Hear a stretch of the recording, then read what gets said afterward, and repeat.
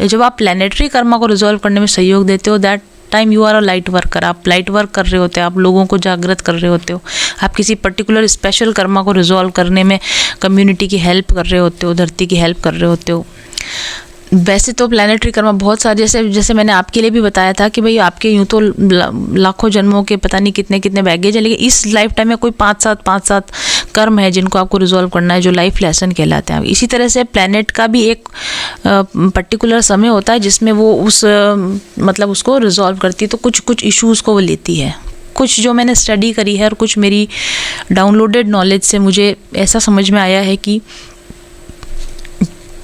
हर 2000 साल में धरती कुछ मतलब इसका, जैसे हमारा हर साल अपन रिजोल्यूशन लेते हैं, न्यू ईयर रिजोल्यूशन की इस साल इस पे काम करूँगा, ऐसे धरती का जो ये टाइम पीरियड है वो 2000 साल का है, 2 से 2500 साल के बीच। आप देखना हर 2 से 2500 साल के बीच में धरती पर कुछ बड़ी घटनाएं घटती है। हर 2-2500 साल में कोई अवतार आते हैं, तो 2000-2500 साल के अंदर बड़ी बड़ी घटनाएं घटती है धरती पे, बिग रिवॉल्यूशन कुछ होते हैं।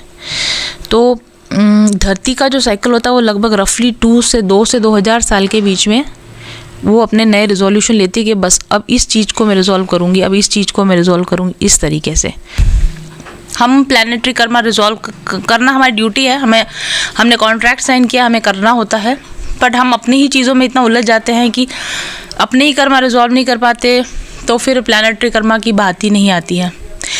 एक चीज़ मैंने आपको कहा था कि हर प्लैनेट अपने लिए कुछ 5-7 कर्म समय में चुनता है, जैसे कि 2000-2500 साल में अर्थ का साइकिल है जिसमें कि वो कुछ कर्मा रिजॉल्व करता है, पर्टिकुलर कर्मा चुनता है, और फिर आने वाली कुछ सदियों तक 200, 250, 300 साल तक वो कर्म रिजॉल्व होता रहता है ना। उससे वो धरती की वाइब्रेशन रेज होती है, वो एक दूसरे एरा में, एक दूसरे युग में जाती है।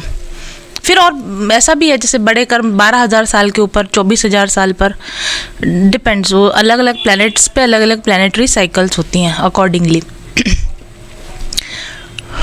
और अगर आप इस समय पर धरती पर आए हो तो डेफिनेटली आपका कर्म और धरती का कर्म कुछ ना कुछ वही वाइब्रेशन मैच हुआ होगा कि धरती के जो ब्लॉकेजेस हैं लगभग वैसे ही ब्लॉकेजेस आपके भी थे, है ना। इसी वजह से आपने धरती पर आया तो क्या होगा कि दोनों एक दूसरे का सहयोग करेंगे कि आप अपना कर्म भी कर रहे हैं, साथ साथ आपका धरती का कर्म भी आप रिजॉल्व कर रहे हैं। मतलब एक कॉमन प्लेटफॉर्म होता है, इसीलिए आप यहाँ पर हैं। तो अभी आप जैसे मैं आपको एक्सप्लेन करूँगी तो आप ऐसा सोचेंगे, मतलब आपको ऐसा लगेगा कि ये तो मेरे ब्लॉकेज हैं, मतलब मैं ये परेशानियाँ